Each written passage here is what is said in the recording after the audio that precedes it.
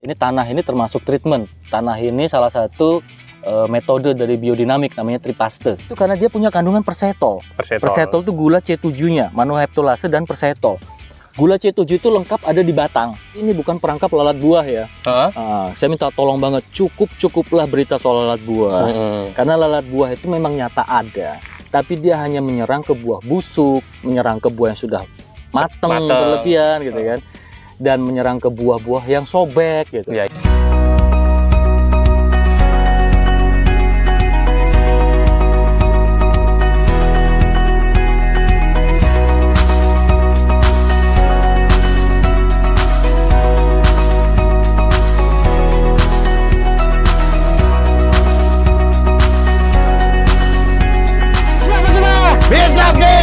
Bisa King! Jaya! Jaya! Jaya!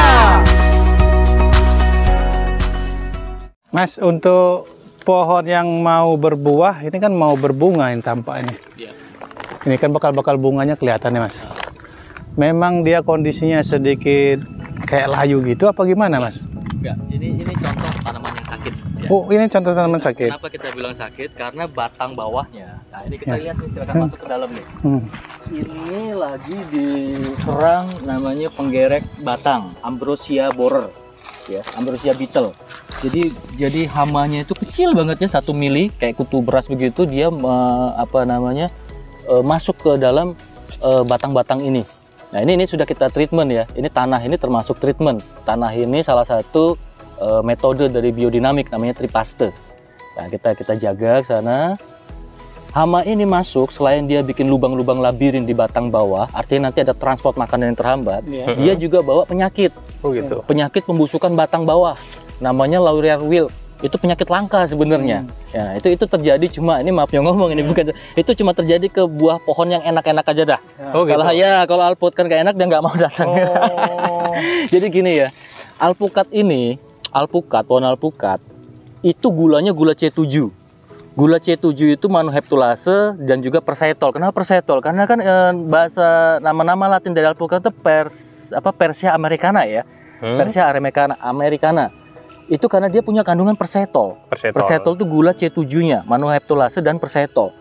Gula C7 itu lengkap ada di batang. Ketika si pohon alpukat ini masuk ke fase generatif, dia berbunga ya, itu kan berarti ada tumpukan karbohidrat, tumpukan gula. Tumpukan gula itu salah satunya di alpukat itu ada di batang bawah. Jadi batang bawah ini coba aja kerok ya. Coba kerok batang bawah, dicium baunya. Pasti bau daging alpukat. Oh gitu. Begitu sebenarnya. Sudah ada yang nyoba? Sudah ada yang pernah nyoba kerok belum batang? Sih, belum. Batang alpukat dikerok bawahnya ini, terus dicium aromanya, baunya apa? Kalau sudah pernah coba, baru kita akan tahu. Oh, ternyata persetol tuh numpuknya di sini. Nah, numpuknya persetol di sini ini keluarkan namanya alkohol. Alkohol ini memancing kehadiran dari Ambrosia beetle. Hama ini hanya datang ke pancingan bau aroma alkohol itu tadi. Nah, dia menggerek ke sini, dia bolongin semua ketika pohon ini masih sedang fase generatif. Ketika dia masih vegetatif, nggak ada pancingan, nggak ada sesuatu yang menarik bagi si Ambrosia beetle. Nah, begitu. Nah, inilah salah satu siklus alam gitu kan. Ini sesuatu yang alami, bukan sesuatu yang mematikan buat kita. Ini alamiah mereka. Tinggal kita mengantisipasi supaya mereka nggak datang kemari. Caranya banyak. Ketika mereka hadir karena pancingan aroma. Maka untuk menggagalkan si hama Ambrosia beetle ini ya dengan aroma. Kita berikan aroma yang nggak dia sukai. Misalnya citronella atau misalnya serai wangi atau apa hal-hal yang lain yang punya aroma yang khas gitu kan. Yang akhirnya mengacaukan indera dia untuk hadir ke alpukat kita. Tapi tetap saya sampaikan, berbahagialah yang pohonnya kena serang Ambrosia beetle, karena itu berarti pohon bagus alpukatnya. Oh, alpukatnya enak ya, alpukatnya enak. Alpukat yang enak itu pasti persetolnya tinggi, gula C7-nya tinggi, alpukatnya enak. Dan nggak semua alpukat C7-nya tinggi. Gula C7 tinggi itu tidak semua alpukat. Gitu. Semakin tinggi gula C7 sebuah alpukat, maka akan semakin banyak tumpukannya di bawah batang ini. Maka akan semakin banyak peluang diserang oleh hama. Ya, apa-apa kalau yang bagus banyak menyerang kan. Betul. Kalau yang jelek nggak ada yang nyari kan. Nggak ada yang nyari. Senggol pun nggak. Oke.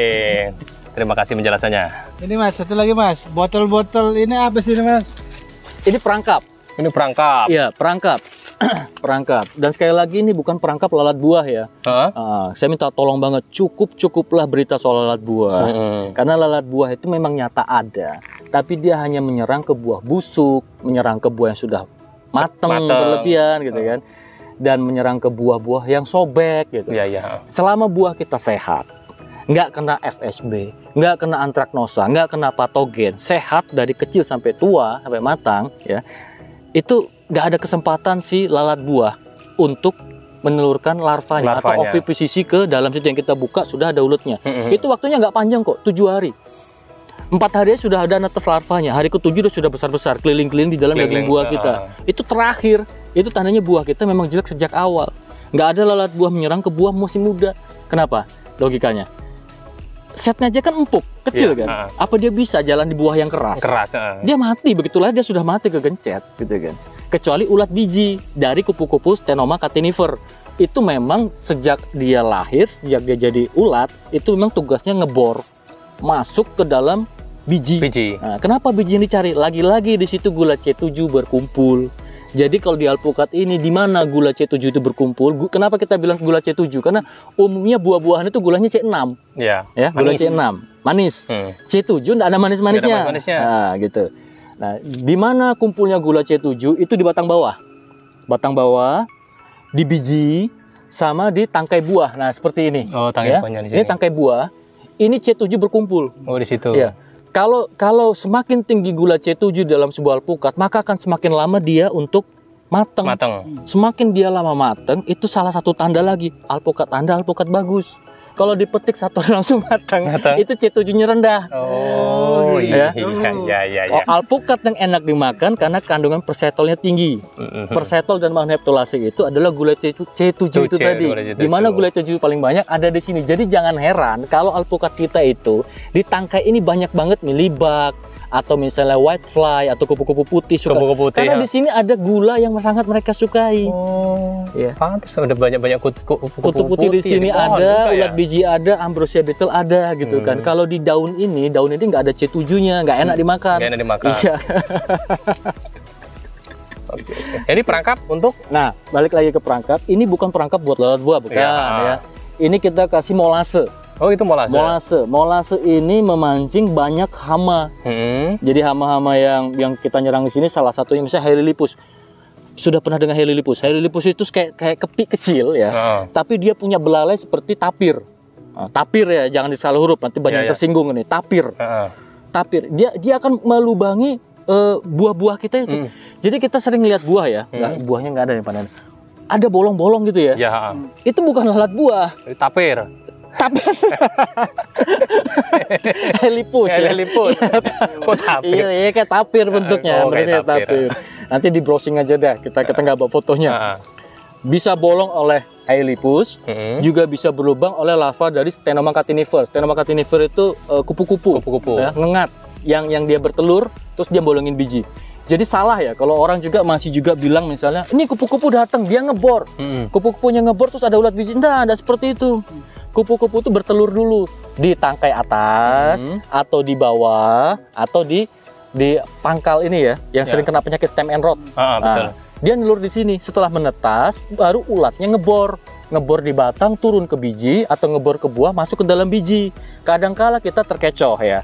Petani itu kadang lihat, wah buahnya bagus, terus dipotong dia jual, kasihkan orang aja misalnya. Pas dibuka ada ulat bijinya. Dari mana masuknya? Di luarnya bersih. Dari tangkai. Dari tangkai ini karena ada gula C7-nya. Dia bertelur di sini gitu. Oh, turun dia. Gimana cara ngatasi ini sebenarnya ulat biji?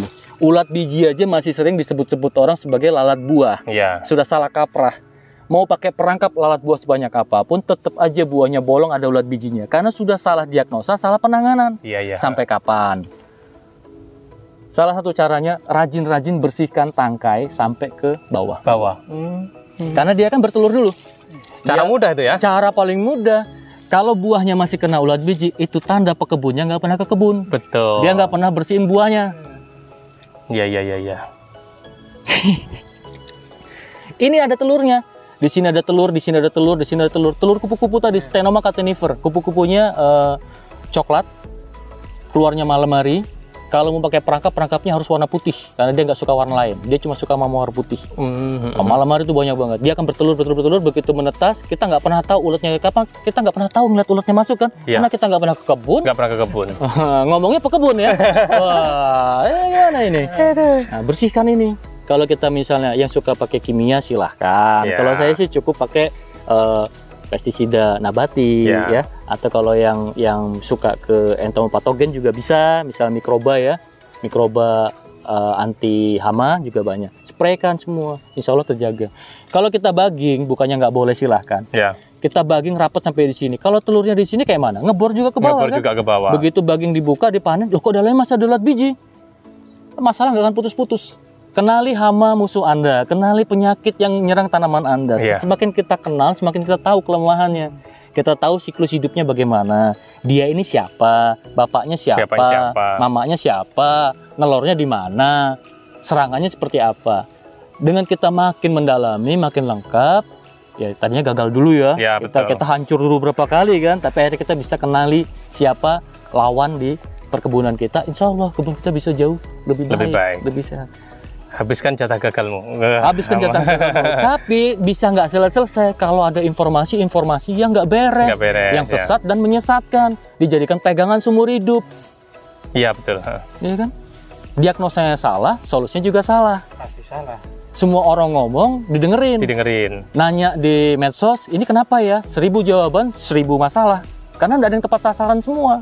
Mana yang paling benar? Walau alam. Ya ini kita sampaikan, coba dicoba. Benar apa enggak? Stenoma catenivore, fruit spotting bugs, lalat buah, whitefly, mealybug, anthracnosa, stem and rot. Apalagi semua masalah di buah. Banyak sekali kan? Ya mau gue selesaikan masalahnya masing-masing. Jadi jangan pusing. Yang penting petani Indonesia tetap semangat. Semangat. Belajar terus. Berkebun itu indah. Sangat menyenangkan. Tapi harus belajar terus ya.